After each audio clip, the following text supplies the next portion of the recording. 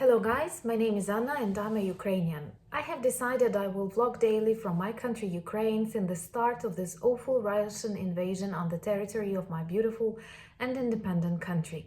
In my daily vlogs, I try to tell you some stories that are important in our Ukrainian context, also to clarify some of your questions and maybe provide you with some interesting facts from our history and culture. And today I feel I want to talk about the city of Mariupol, which is a symbol of Ukrainian courage, bravery, but at the same time the tragedy of this war. Also, many of you have asked about the usage of chemical weapons that was yesterday on the news. And this information is still checked, but I think it might be very likely. And it may also be that Russians have already used some of the chemical weapons in other locations of Ukraine. We know that this is a true war crime that is prosecuted and prohibited by all possible international conventions, but from what we see, from how Russians behave on the territory of Ukraine, we realize that they don't follow any rules, any human rules in general. Maybe I will start with a couple of facts about the city of Mariupol and why it is so important. After Russian occupation of Donbass in 2014, Mariupol became a center of Ukrainian cultural and political life on the territory of Donbass. But the history of the city dates back to the 16th, 17th century, and it was founded by Ukrainian Cossacks because of its geographical position that is pretty important. It lies on the shores of the Sea of Azov and also close to the mouth of the river Kalmius. And it was very important to protect the territory of Ukraine from Tatars and also for various other important military and economic functions. The city is very beautiful and it is important from this navy side of Ukrainian activity, and it is also a symbol of the city that stood very strong during the Russian aggression of 2014. And today the city is surrounded by Russian troops who do everything to make the city fall. And for all Ukraine, it is a symbol of strength and courage. And what it makes this situation more awful that it is very difficult for Ukrainian troops to get to this territory because of the open skies. If we had our skies closed, something that our president asks and our government asks for a very long period of time, and this period of time is measured in thousands of human lives. Almost every building in Mariupol was damaged by Russian bombings, missiles, and whatever they use. And also more than 10,000 civilians were killed by Russian troops, according to the information provided by the mayor of Mariupol, who is outside the city right now. What makes this situation more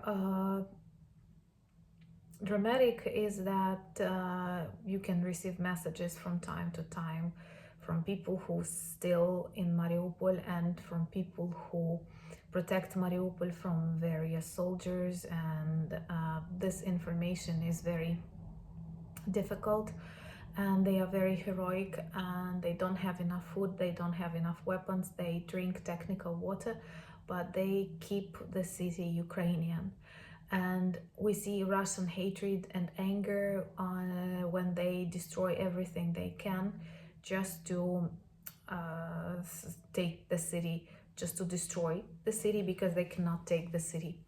And there are lots of horrors that happened on the territory of the city of Mariupol, and you have seen the bombings of the maternity house, but now perhaps we have less information from that territory because it's difficult to film, and also they try to hide the victims.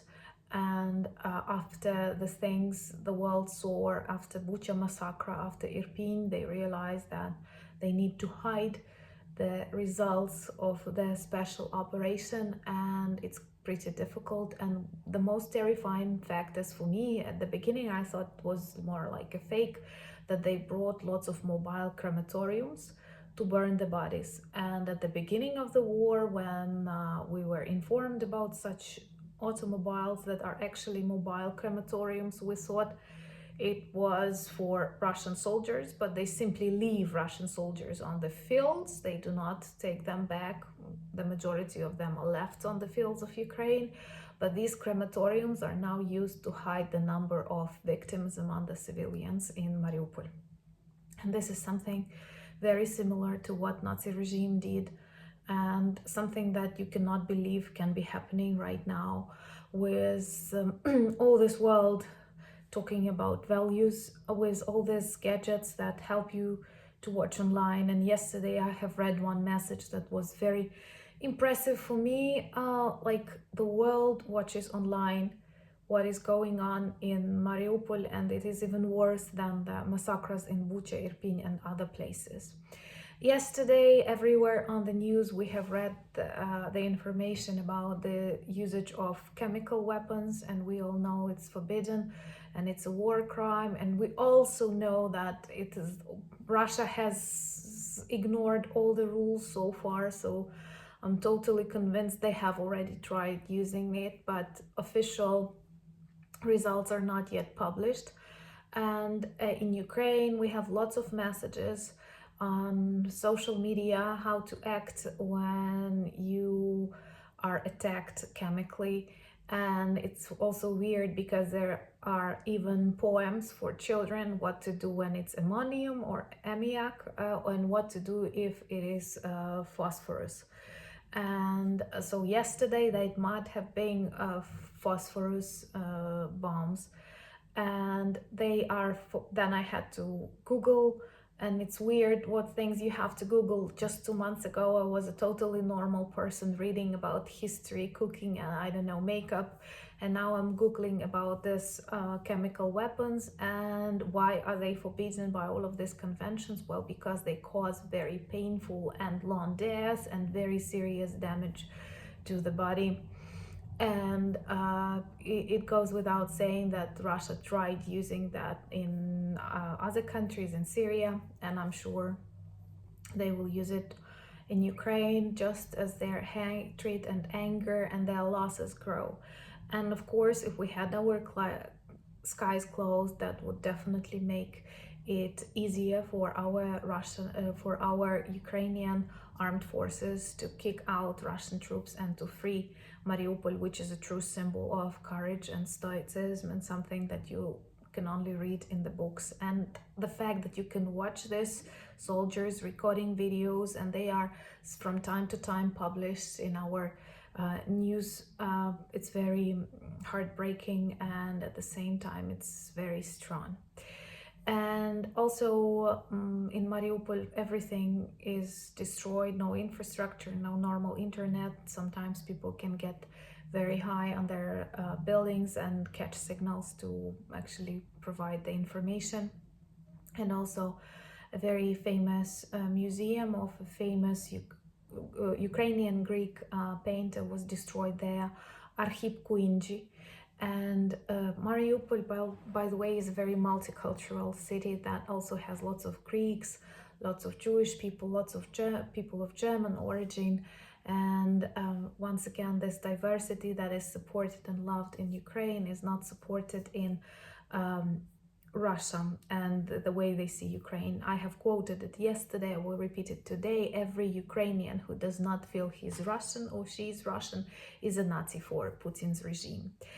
And today we have watched this meeting of Lukashenko and Putin, two lonely dictators, last dictators of the civilized world, and all they try to, they spoke that operation in Bucha was a British special operation, and I see that their paranoia grows, and it is very, very dangerous to show them weakness, because when they see this weakness, they continue breaking all the rules and even the rules of the wartime.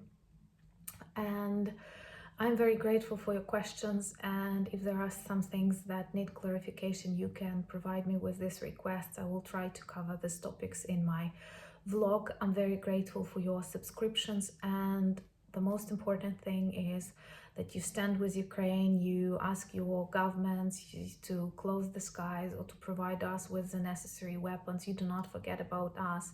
You inform those who want to be neutral.